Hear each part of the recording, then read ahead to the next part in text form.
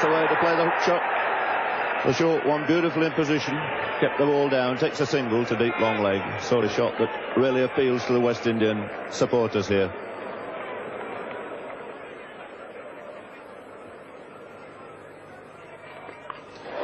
And there's a great hook shot. It's out of the ground. Oh, well, what bad luck that was. Played a magnificent shot, trod on his wicket, hit a six. And a very disappointed Fredericks there. So one can only say it was a little bit of stroke of a luck there for Dennis Lillee. It was a short ball, beautifully played, hooked out of the ground at deep long leg for six, and then knocking back his wicket.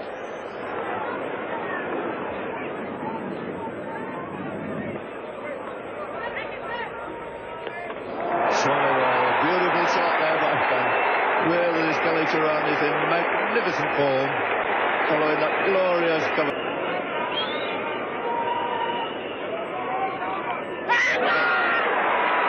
It's a good catch by Rodney Marsh. Thompson's first wicket. Very, very low and away to Marsh's right hand. It just carried, and a very good effort from the West Australian wicketkeeper. So a spell for Jeff Thompson, being replaced by his pace bowler colleague Dennis Lillee.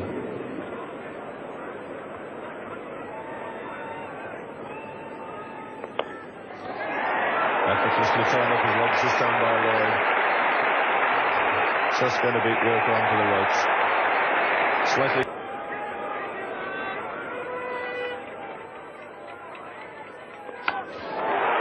And he's dropped him. A let off there for Clive Lloyd. A disappointed Edwards. Didn't middle it. Probably the error there in the fieldsman's mind was the ball didn't quite come through at the pace he was expecting it.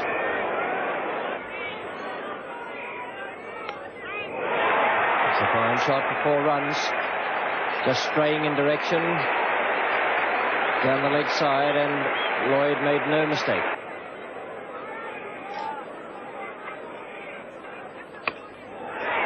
Ross Edwards is coming round under that, and he's put it down. Another very difficult chance for Edwards, and he's unable to pick up that one either. That was perfectly placed by Ian Chappell. He put Edwards out there for that lofted shot away on the offside. Here it is again. Greg Chappell, the bowler. Kenai slashing away outside off stump, and Ross Edwards coming around from point on the fence. Might just have misjudged it a fraction, I think, but got both hands to it.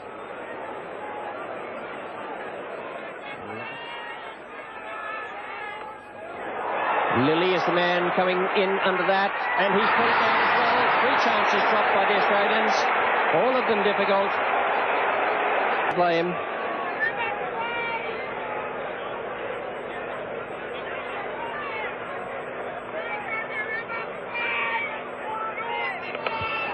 That's hoisted away to the grandstand balcony. A tremendous blow by Clive Lloyd.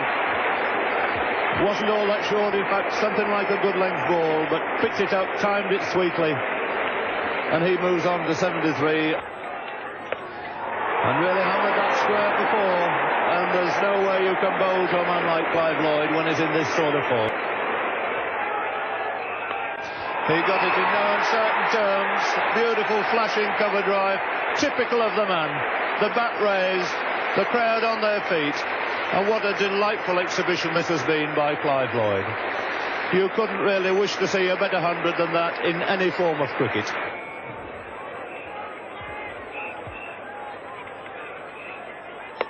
What a glorious shot. What a magnificent shot. Wide half volley, waiting for it. Cracked it square. Up goes the hat. It's 50 now to Rohan Kanai.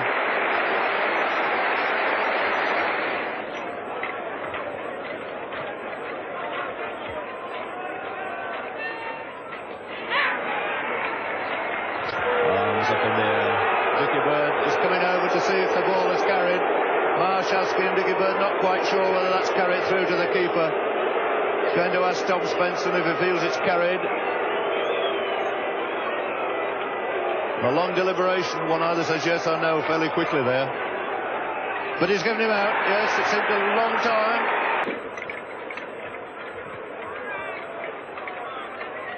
And he's bowled him, what a great over this is.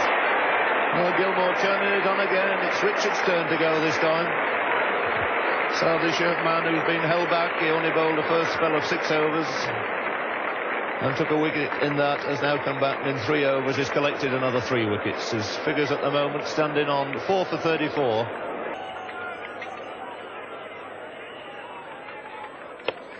And that's a full pitch.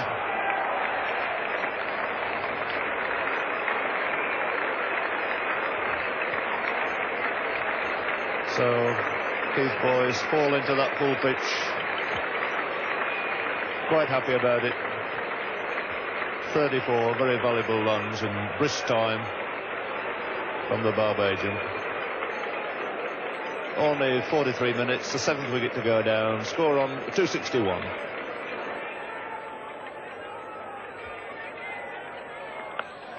He's had a go at that. He's middled that one all right. It's a fine shot by Derek Murray. And Lily getting the treatment. Another 6. And he will not let.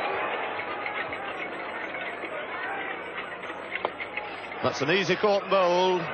Gilmour snapping it up, and that gives him 5 wickets. So 5 wickets for Gary Gilmour, following his 6 wickets against Leeds up at Headingley. What a great start he's had to this first tour of this country.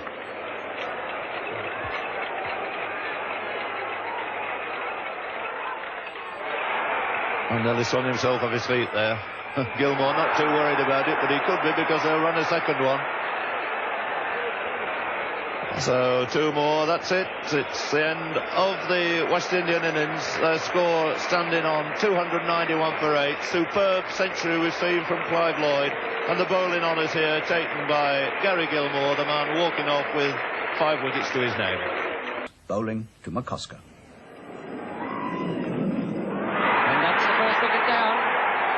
Caught that second slip by Khalid Sharan, the breakthrough that West Indies needed so badly. Boyce just getting that leg cutter to run away from the right hand of McCusker. The run rate required by the Australians is just under 5 and over, 4.86. Great shot. Lovely shot from Ian Chappell. He's been aiming to club the ball away through extra cover 3 or 4 times, but he hasn't had his timing right until that one. Boyce is still in charge of the bowling at the pavilion end. Starting now his 7th over. He's the solitary wicket taker so far.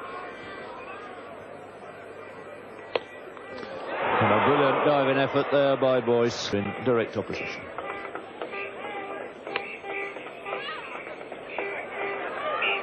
And very close, yes, he's run him out. So Clyde Lloyd come on. A throw there from Viv Richards, a delighted Viv Richards. And Alan Turner, slow to set off, was ambling through, thinking he was safely home. But the speed, mobility of Richards tricked him in the end. And that's a blow to Australia when they were going so very well indeed. And the West Indian crowd, who've been extremely quiet for the last 45 minutes, back on their feet again now, as the West Indies take the 2nd wicket, that of Alan Turner, run out for 40 with the score on 81.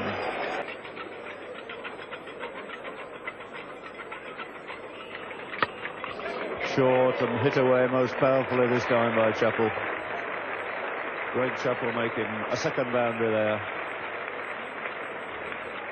What did he do to Ian Chappell?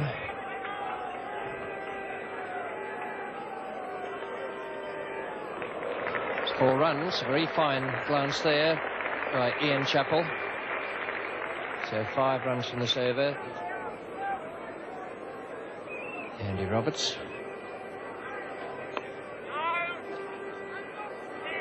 Oh, and this must be a run out here. He must be out. Richards again. Tragedy for Australia. Absolute tragedy with a misfield there. The old rule of never run on a misfield still holds good. And a terrific shot. That really was a wonderful blow. Onto that so quickly. Enormous power, he put that away.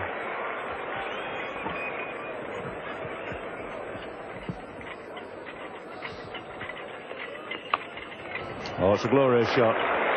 Short, cut away off the back foot by Walters. And Walter's certainly looking something of a menace now to these West Indian fielders. Beautifully timed shot. 162 for 3 after 38 overs. Clive Lloyd now pushing a man back on the deep square leg boundary. So a man on the deep mid-wicket boundary. 2 men back now. He rather feels, I think, that Ian Chappell will be having something of a dart at him. Well, there's plenty of open spaces. And again they're in trouble, and again he's run out. Oh dear, what a calamity for Australia. And it's this man Richards again. Really tossed it away. Absolutely needless run out there by Australia. And utter Clive Lloyd to start his 11th over. And he's bowled him. So that's the wicket West Indies wanted. And that could be the turning point in the game. Walters, who looked and gave us a glimpse here of his true form, fall into Clive Lloyd with his score on 35. A 5th success for the West Indies, with the Australian score standing at 170. Boyce to Marsh. Bowled him, and that, I should think, is just about the end for Australia. Marsh bowled by Boyce, aiming away through mid-on. He made 11, and the Australians are 195 for 6 in the 47th over, chasing 292 to win.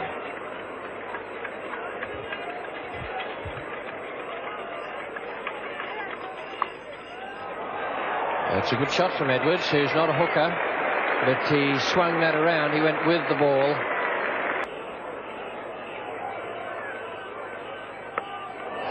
And that must be out. Kenai, and he's caught it safely. Just 10 yards in from the boundary. An attempted bouncer from Keith Boyce. And Kenai in all sorts of trouble there. 4 runs. It's a good shot from Walker.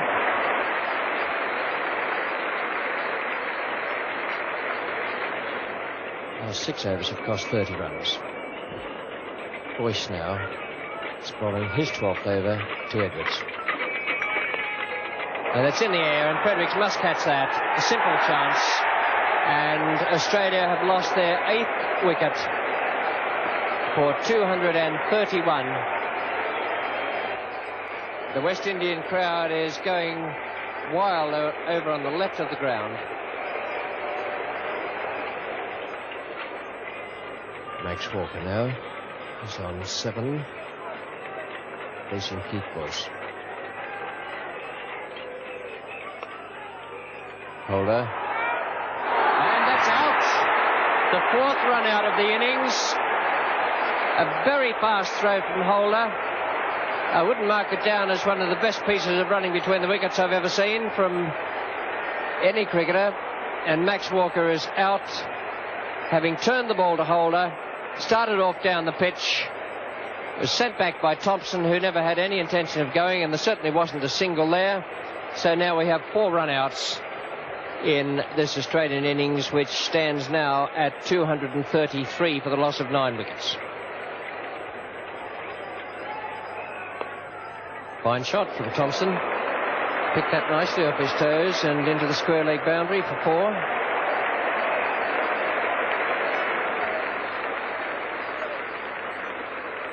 Australia now onto 200.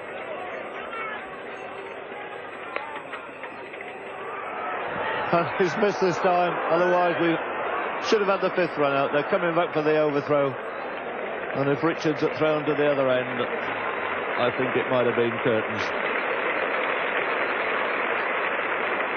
And the big crowd staying on here, applauding the 250 achieved by Australia, and this has been a tremendous fight back. 4 marks here to the Australians, standing on 250 for 9. Still wanting 42 more runs with their last pair at the wicket.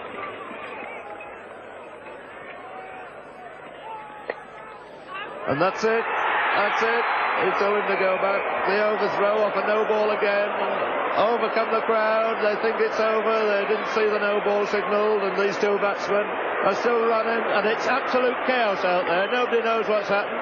They can keep on running. Lily says keep going. We can run 10 here, because nobody can find the ball. The crowd are on the field.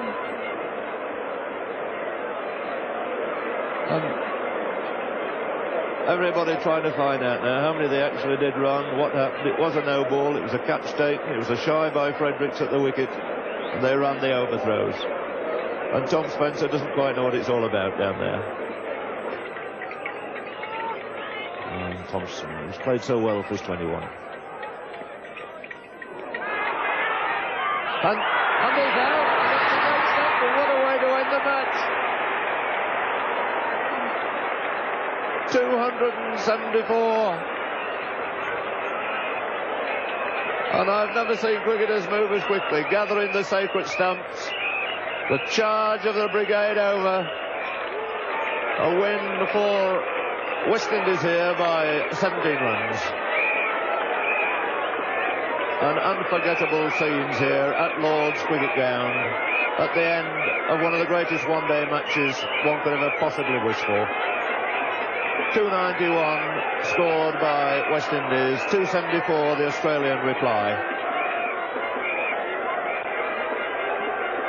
And the crowd gathering in there now, mobbing over the pitch. They've waited a long time. Keith Boyce still unable to get through. That great mob of people that have surged onto Lord's ground here. The British law doing its best there to keep this excited crowd away. And Prince Philip, of course, president of MCC, with the trophy in his hand, beckoning to Clive Lloyd to come up and receive it. And it goes to this magnificent cricketer, and how well he and his team have deserved it.